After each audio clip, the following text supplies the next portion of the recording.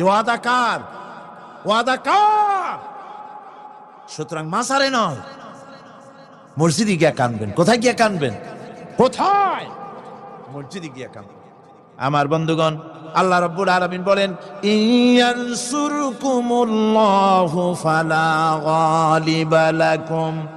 আল্লাহ যদি তোমাকে সাহায্য করেন, তবে কোন শক্তি তোমাকে তার উপরে জয়ী হতে পারবে না, কেউ তোমাকে তার থেকে ফিরাতে পারবে না।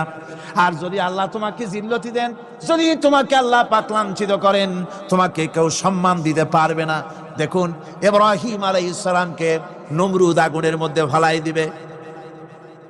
জিবরাইল বলছেন, ইব্রাহিম আমার কাছে সাহায্য চাও, আমি তোমার বাঁচাই দেব, আগুনটারে নিভাই দিব। কত বড় কথা! আমি বাঁচাই দেব, আমার কাছে বলো না। ইব্রাহিম আলাইহিস সালাম জিবরাইলের কাছে সাহায্য চাইছে? কোন চেয়েছে? হযরত ইব্রাহিম বলেন, জিবরাইল, সাহায্য তোমার কাছে আমি কেন চাইবো?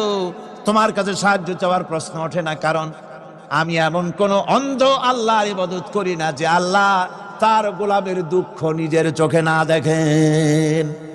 আমি আগুনে পড়ে গেলে, আগুনে জ্বললে পরে আমার আল্লাহ যদি খুশি হন, তাহলে এরকম আগুনে 1000 বার পুড়ে জীবন দিতে আমি ইব্রাহিম রাজি আছি। ইব্রাহিম আলাইহিস সালাম আগুনে পড়ে গেলেন। আল্লাহ পাক দেখলেন ইব্রাহিম পাস করছে, কোন ডিভিশন? ফার্স্ট ক্লাস, ফার্স্ট হয়ে গেছে।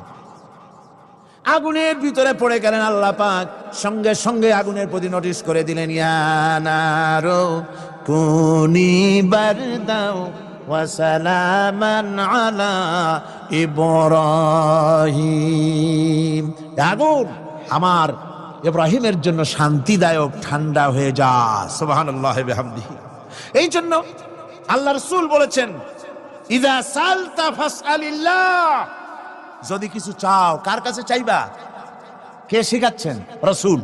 আল্লাহ রাসূল বলছেন, ইযা সালতা ফাসআলিল্লাহ।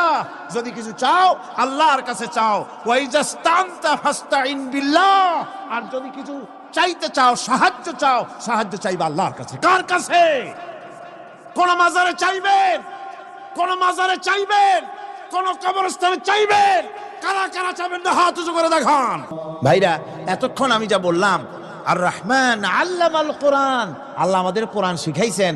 দয়াবান, মেহেরবান, তিনি আমাদের কোরআন শিখাইছেন। কোরআন আমাদেরকে তাওহীদ শিখাইছে। কি শিখাইছে?